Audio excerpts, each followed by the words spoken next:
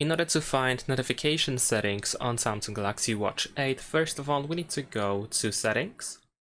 And then once you open Settings, you can scroll down in order to find notifications. Over here, you can find, for example, app notifications. You can toggle Do Not Disturb mode. We even have advanced settings where you can find some more settings that are related to notifications.